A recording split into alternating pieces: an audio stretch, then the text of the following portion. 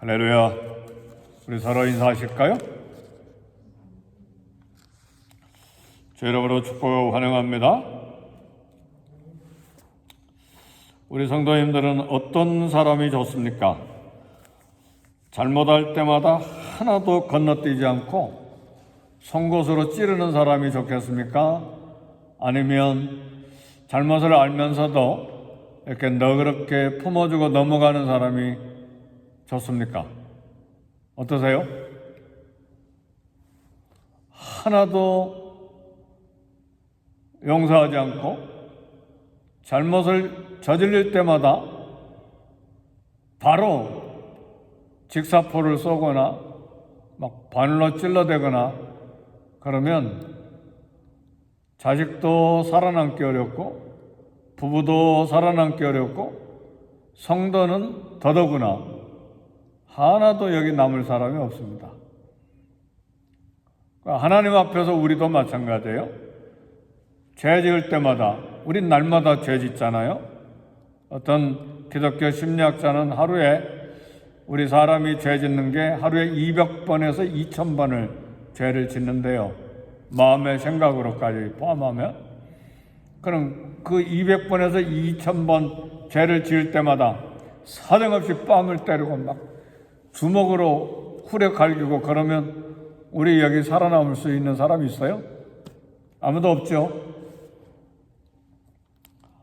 거룩하신 하나님의 인간에 대한 위대한 사랑은 죄인에 대한 용서에 있습니다. 하나님의 용서, 하나님의 은혜로만 설명이 가능합니다. 그리스도의 피의 대속 때문에 그 은혜로 우리가 용서를 받는 거예요. 그래서 하나님의 은혜는 한없이 우리에게 강물처럼 흐르고 있기 때문에 오늘 저와 여러분 가운데도 은혜가 우리 자신 스스로에게도 은혜가 흘러가게 할 뿐만 아니라 이웃에게도 이렇게 놀라운 용서의 은혜가 흘러가는 은혜의 통로가 되기를 주의 이름으로 축복합니다. 그런데 이웃에 대한 용서의 은혜가 흘러가야 될 뿐만 아니라 나 자신에 대해서도 그런 은혜가 흘러가게 해야 돼요. 어떤 사람은 완벽주의, 결벽주의가 있어가지고 나 자신도 용서 못해가지고 하나님이 계속해서 자기를 정죄하는 줄 알고 자기도 자기를 정죄하고 하나님도 자기를 정죄하는 줄 알고 자기를 못 살게 하는 사람이 있어요. 그리고 하나님 말씀대로 한다. 그러면 하나님 말씀은 늘 너에게 평안이 있을지어다. 항상 기뻐하라. 범사에 감사하라. 평생에 가도 기뻐하는 삶을 살 수가 없고 감사하는 삶을 살 수가 없고 하나님의 은혜를 만분의 일도 깨닫지 못하고 늘 자기를 정죄하면서 사는 거예요. 근데 그런 사람도 있어요. 한국에 있을 때 일인데 부격자로서 신방을 갔는데 신방 가면 어떻게 합니까? 주인이 어떻게 하죠? 조금 준비된 사람은 조그만 탁자를 이렇게 교육자 앞에 갖다 놓죠. 성경 얹어놓고 예배를 인도하도록 그렇게 하고 그 다음에 이제 예배 드릴 가정 예배 드리니까 가정 예배 드릴 준비를 하죠. 보통 그러지 않습니까? 한국에? 미국도 역시 마찬가지고. 근데 그분은 제가 한번 신방을 갔는데 이제 보통 둘씩 신방을 가죠. 안 앉아요. 안 앉고 계속 닦아. 마루 닦고 저기 옆에 또 가구 닦고. 아니 집사님 앉으세요. 네? 그걸 계속 닦아. 아니 신방 가는데 왜 계속 닦습니까? 그게 뭐죠? 결벽주의예요. 결벽주의. 그럼 10만 가는데 예배 드려야지. 왜 그렇게 합니까? 마치 그런 것처럼 자신을 힘들게 하고 자신을 정죄하고 끊임없이, 그러니까 교회에서도 눈에 어긋난 거 있으면 못 참아요. 그냥 직사포를 쏴야 돼요. 건너뛰지를 못해. 그럼 성도들이 어떻게 되죠? 다 떠나요, 다.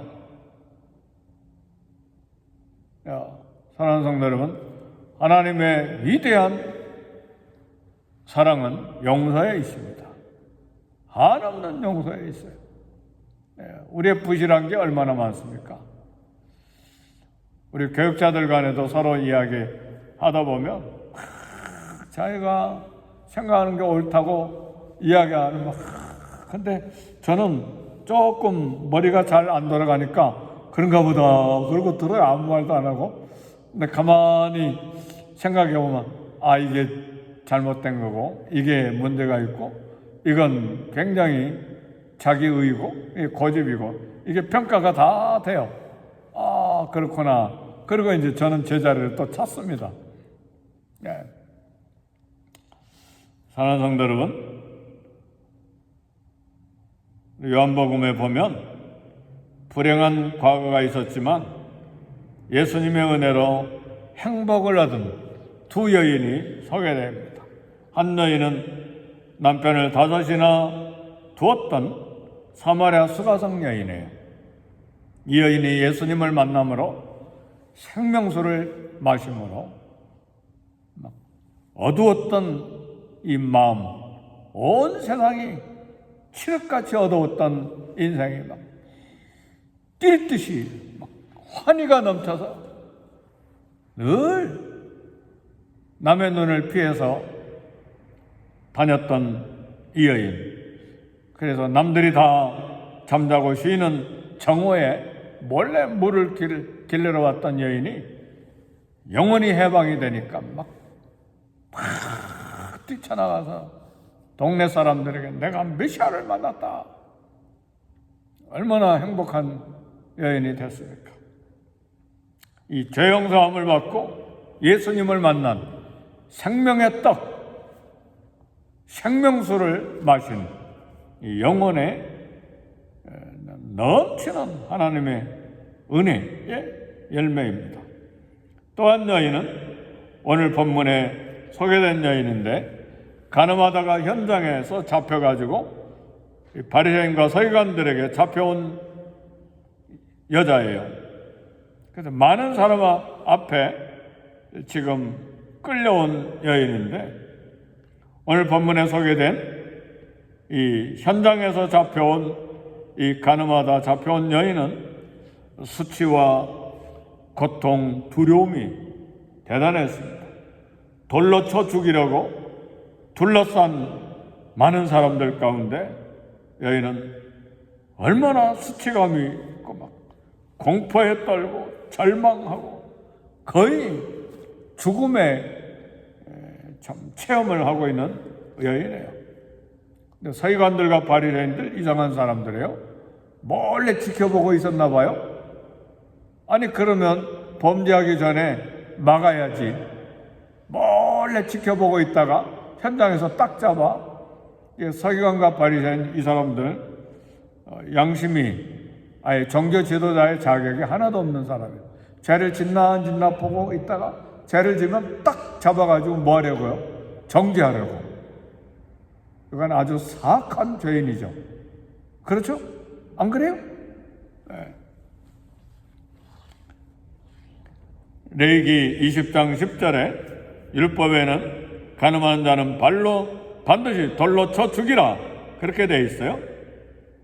근데 이 여인을 예수님께 끌고 와서 선생님이요 율법은 이러한 여자를 돌로 치라 하였는데 어떻게 말하겠습니까? 여기에는 음모가 있어요. 성경은 이러한 여자를 돌로 치라 했는데 이건 거짓말이에요. 성경은 그렇게 되어 있지 않고 가늠한 남자 여자를 돌로 쳐서 죽이라고 했지 이 여자를 죽이라고 한 거 아니에요. 그럼 무슨 말입니까? 여자만 끌고 온 거예요. 그러니까 율법을 오히려 왜곡한 거죠. 잡아오려면 남자 여자 둘 다 잡아와야 했잖아요. 그렇잖아요. 그런데 선생님이요, 율법은 이러한 여자를 돌로 치라 했는데 어떻게 말하시겠습니까? 말씀을 완전히 왜곡한 거예요. 그러니까 의도가 있었다 그 말이에요. 계획적인 서기관과 바리새인들의 이런 음모는 뭡니까? 시험이죠. 그러니까 요한복음 8장 6절에 그들이 이렇게 말하면 고발할 조건을 얻고자 예수를 시험함이라, 시험하려고 그렇게 한 거예요. 주님이 그래서 이제 문제가 있어요. 주님이 율법을 따라서 돌로 치라 그러면 두 가지 문제에 걸려요. 하나는 주님은 지금까지 원수를 사랑하라 그렇게 용서하라 말씀하셨던 그 사랑의 말씀이 완전히 다 깨지는 것이고, 또 하나는 사형법이 없는 유대인이 그냥 돌로 쳐서 죽이라 그러면 당장 로마법에 고소를 당하는 거예요. 반대로 용서하라 그러면 이 가늠한 자를 돌로 쳐 죽이라고 하는 율법을 깨뜨리기 때문에 유대인 종교 지도자들에게 고발당하는 종교법에 걸리는 문제예요. 참 이 문제는 이렇게 할 수도 없고 저렇게 할 수도 없는 참 함정에 들어있는 문제인데, 예수님께서 아무 대답도 안 하시고 조용히 손가락으로 땅에 글을 쓰셨어요. 뭐라고 쓰셨는지 우리는 알 수가 없어요. 근데 아무 이야기도 없으니까 막 돌을 들고 있었던 사람들이 조용해진 거예요. 잠잠해진 거예요. 이때 우리 주님이 한 말씀 합니다. 너 중에 죄 없는 자가 먼저 돌로 쳐라 그랬어요. 여기 죄 없는 자라고 하는 말은 헬라어에 이 죄 없는 자 단어가 좀 특이한 단어인데, 외적으로 죄 없는 자가 아니라 율법에 완전 무결한 완전한 의인을 말하는 거예요. 그러니까 율법으로 볼 때에 완전히 무흠한 의인이 먼저 돌로 치라. 이 말씀은 육체적인 간음죄를 범하지 않았어도 마음으로 간음죄를 짓거나 마음으로 살인죄를 짓거나 하는 그런 모든 죄를 다 포함하는 거예요.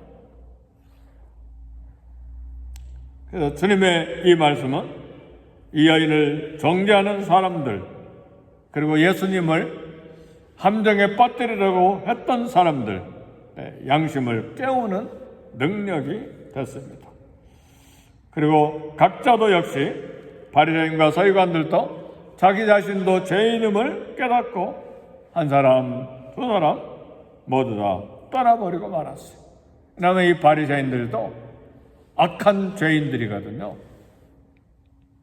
왜냐하면 남의 것을 훔치는 그런 아주 법을 만들어 놓고 훔치는 사람들이었거든요. 이 조그만 여인이 아내가 잘못하면 이혼 증서를 써서 내버리라. 그래가지고 수없이 아내들을 버리는 것을 아예 법적으로 만들어 놓은 사람들이에요. 이 사람들도 엄청난 죄인이죠. 똑같은 간음죄를 지은 사람들이죠. 우리 성도들은 의인이라고 하는 것은 예수 그리스도의 의가 믿음으로 우리에게 전가돼서 믿음으로 말미암아 의인이 된 것입니다. 죄가 없어서 의인이 아니에요.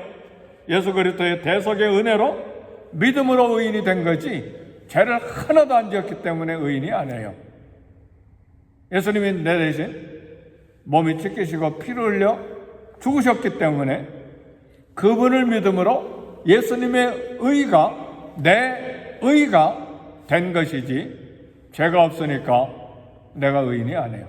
근데 우리는 이웃 성도, 다른 사람 계속해서 비방하고 계속해서 정죄하고 전 잘못이야, 버릇 고쳐놔야 돼, 그렇게 하는 건 왜 그러죠? 내가 의인이라고 생각하기 때문에 그런 거예요. 내가 의인입니까? 의인 아니잖아요. 하루에 몇 번 죄를 짓는다고 해 나도? 생각으로, 눈으로, 말로 200번에서 2000번 죄를 짓는 죄인이에요, 나도. 근데 성도라 말하고 의인이라 말하는 것은 그리스도의 대속의 은혜로 의인으로 인정받았을 뿐이에요. 그래서 우리도 죄를 범하고 죄를 짓죠. 그래서 회개하고 그리스도의 피로 죄 씻음을 받고 계속해서 성장해가는, 죄인이면서 의인으로 성장해가는 그런 하나님의 용서와 은혜를 받은 그런 하나님의 자녀입니다. 우리 주님은 이제 여인에게 말씀하십니다. 마지막 절에 나도 너를 정죄하지 아니하노니 가서 다시는 죄를 짓지 말라 그랬습니다. 우리 예수님은 긍휼과 사랑과 용서로 죄인을 대하셨습니다. 내 죄 위에 예수님께서 목숨을 버리심으로 사랑하셨습니다. 우리 가운데 혹시 정죄하는 마음을 가지고 있는 그런 정죄의 대상이 있습니까? 예수님은 자기 목숨을 나를 정죄하는 것이 아니라 나를 용서하시기 위해서 죽으셨습니다. 우리는 내 감정과 내 의를 드러내기 위해서 상대방을 정죄하고 비난하는 것은 예수님의 마음과 전혀 반대의 생각을 가지고 사는 것이죠. 그렇죠? 예수님은 나의 죄를 용서하시기 위해서 정죄하지 아니하고 죽으셨어요.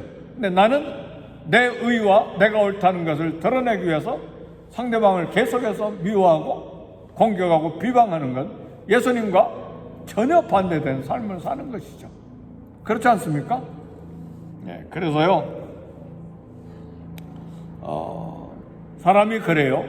내 죄는 한없는 관용을 가지고 이렇게 부드럽게 대하지만 이웃의 죄는 무서운 잣대로 가지고 대하는 그런 연약함이 우리에게 있어요. 그래서 이 새벽에 우리가 생각해야 될 것은 주님이 용서해 주시고 가서 다시는 죄를 범치 말라 하신 하나님의 은혜와 용서를 깨닫고 늘 죄된 길을 청산하고 의의 길, 진리의 길을 갈 뿐만 아니라 이런 어마어마한 용서와 은혜를 받은 우리가 이웃에 대해서 이 용서의 은혜가 흘러가도록 하는 은혜의 통로가 되기를 늘 애를 써야 돼요. 그래서 용서를 잘 하는 사람 주변에는 사람이 많이 몰려요. 근데 계속해서 정죄하고 하나도 잘못 그냥 건너뛰지 않고 눈 감아주지 않고 계속 정죄하는 사람 곁에는 사람이 모일 수가 없어요. 왜냐하면 가면 정죄받으니까 무서워서 피하는 거예요. 아이고 또 무슨 지적을 받을까 그러잖아요. 아니, 관계가 그렇잖아요. 인간관계가. 아이고 또 뭘 지적받을까. 사랑하는 성도 여러분, 제가 여러분들 전화하거나 부르면 아이고 또 무슨 죄를 지적받을까 그러면 목사 다 피해서 도망가 버리죠. 그러잖아요. 얼마나 무서운 일이에요. 우리는 그렇게 할 수가 없다 그 말이에요. 그죠? 네. 두 가지예요. 은혜를 버리고 계속 죄를 짓는다면 구원받은 사람이 아니죠. 하나님의 은혜를 배반하는 사람이죠. 그런 이단이 있어요. 구원파 이단은 이런 교리를 주장해요. 영원히 구원을 받았기 때문에 육체로 어떤 죄를 지어도 죄가 되지 아니한다. 죄로 보이는 것들은 허물이지 죄가 아니다. 이게 구원파 이단의 모습이에요. 그러니까 굉장한 이단입니다. 죄를 지어도 죄가 아니래요. 다 용서를 받았기 때문에. 이게 구원파 이단입니다. 우리는 그럴 수가 없어요. 이런 이단, 교회는 구별해내고 교회를 보호해야 됩니다. 빛의 열매는 모든 착함과 의로움과 진실함에 있죠. 우리 성도는 그리스도의 피로 구원받고 성령으로 거듭난 자이기 때문에 계속해서 하나님의 거룩하심을 본받아 우리도 거룩함을 계속 만들어 가야 됩니다. 성숙하고 자라가야 돼요. 동시에 이와 같은 용서의 은혜가 이웃에게도 흘러가는 은혜의 통로의 사명도 감당해야 될 것입니다. 이 시간에 마음속에 혹시 용서하지 못한 정죄하고 있는 사람이 있다면 예수 그리스도의 피가 내게 와서 나를 용서해 주신 놀라운 축복과 자유를 허락하신 것처럼 우리도 이웃에 대해서 용서의 은혜가 흘러가도록 우리 마음속에 이렇게 풀어주는 은혜가 있기를 제 이름으로 축복합니다. 우리 다 같이 기도하겠습니다.